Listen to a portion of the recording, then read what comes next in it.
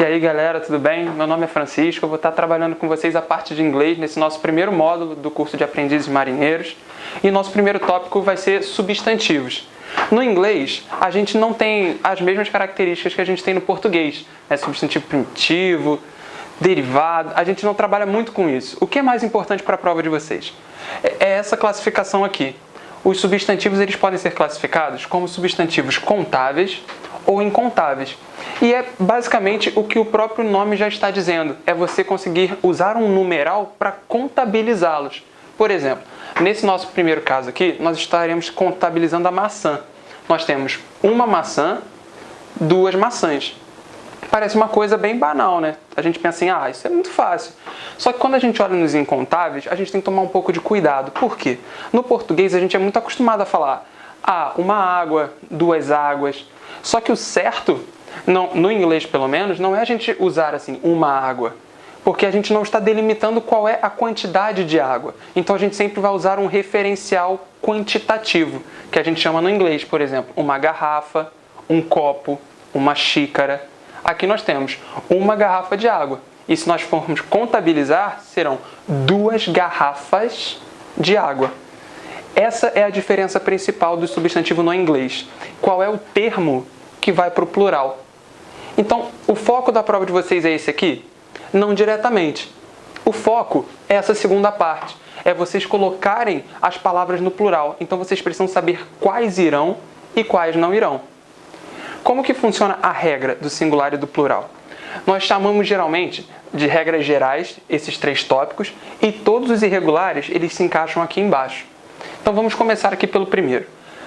O que a gente caracteriza como regra geral? Geralmente não se encaixou em nenhum grupo exclusivo, vem para mim. Então esse é o princípio do S. Você não encontrou nenhuma exceção, você sabe que só vai acrescentar o S. Qual é a regra do ES? Existem alguns termos em inglês, terminados em algumas consoantes ou em algumas vogais, que a gente vai acrescentar o ES. E são exatamente essas aqui. O S, X, Z, CH, SH e algumas palavras terminadas em O. Isso aqui eu julgo muito importante saber por quê. Geralmente são as pegadinhas que eles colocam na prova. Então é sempre bom a gente ficar atento nesse ponto, para não dar mole e não perder uma questão à toa, já que são somente 5 questões. E a gente tem, querendo ou não, o sufixo IES. Como é que funciona? Sempre que a gente tiver no final da palavra uma consoante acrescida de um Y, o que a gente vai fazer? A gente vai retirar o Y e vai acrescentar o IES. Foi? Essa é a parte regular dos substantivos no inglês. Agora a gente vai para os irregulares. Aqui a gente vai contabilizar a maioria sendo somente as palavras que estão escritas. São grupos realmente bem fechados. Mas vamos para o primeiro tópico. Algumas palavras no inglês são terminadas em F ou em FE. Então o que você vai fazer nesse caso aqui? Você vai retirar esse F e vai trocar por essa partícula aqui, VES, por causa da sonoridade da palavra. Então no caso de lobo, quando a gente for colocar no plural lobos, a gente retira esse F e coloca o VS. No caso da esposa, a mesma coisa. FE, retirou essa partícula, acrescenta VS. Essa regra aqui de irregular é para todas as palavras terminadas em F e FE. Foi? Esse segundo grupo que a gente tem aqui já é um pouco diferente. Por quê? Ele só engloba essas duas palavras em específico. Então, no caso dessa terminação aqui, aus, a gente tem laus, piolho, e mouse, rato. No plural dessas duas palavras, a gente vai simplesmente substituir esse termo e acrescentar ICE, ice. Foi? Aqui a gente tem que tomar cuidado porque a gente tem uma palavra muito comum no inglês que a gente pode colocar aqui erroneamente, que é house, casa. Então, muito cuidado. Esse subgrupo aqui, assim como esses outros dois, são somente as palavras que foram escritas no quadro. Foi? Terceiro ponto. Algumas palavras têm no meio da sua estrutura vocabular essa expressão aqui, um duplo O, que são exatamente essas três palavras que entram nessa exceção. Goose, ganso, foot, pé, tooth, dente. E o que a gente vai fazer aqui? A gente também vai retirar essa estrutura e vai acrescentar o EE no lugar. Não vai fazer nenhuma alteração na estrutura restante da palavra. Vai simplesmente fazer essa troca. Ganso, gansos, pé, pés, dente, dentes. Muito cuidado com uma palavra que também é muito utilizada, ferramenta, tool, T-O-O-L. Ela não se encaixa aqui. Se ela não está escrita em nenhuma dessas três aqui, ela cai na regra geral. Foi? E a gente tem essa quarta regrinha aqui, que ela é a que mais destoa e que tem um pouco de peculiaridade, que é sempre bom notar por quê. Ela engloba somente essas 4 palavras aqui. E elas sempre vão acrescentar esse termo. Só que eu tenho palavras que vão simplesmente acrescentar, como ox, touro, fica oxen. E palavras como child, criança, children. Eu acrescento esse R somente por conta da fonética, para não ficar uma coisa muito jogada, children. Ficar uma coisa mais sonoramente agradável. Só que a gente tem essas 2 palavras aqui, man, homem, woman, mulher. Quando a gente vai passá-las para o plural, a gente vai retirar essa estrutura aqui, esse AN no final.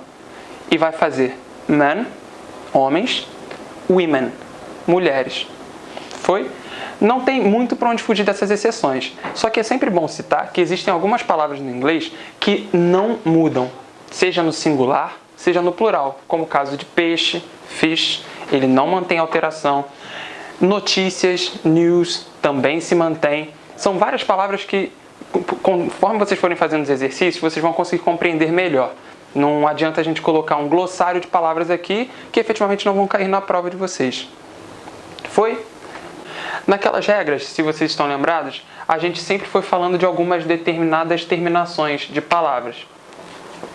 O S, o X, o Z, o CH. Então vamos tratar, nesse primeiro ponto, dessas 4 terminações. Aqui nós teremos 8 palavras que foram colocadas no plural e nós iremos mostrar o significado de cada uma. Nós temos bus, ônibus, no plural, no inglês, buses. Foi? Aqui nós temos glass, vidro, glasses, que pode representar tanto vidro quanto óculos. Foi? Aqui nós temos agora uma etapa com o X. Nós temos box, que representa caixa, no plural, boxes, caixas. Aqui nós temos sphinx, esfinge, sphinxes, esfinges. Fechou? Aqui nós temos palavras agora terminadas em Z.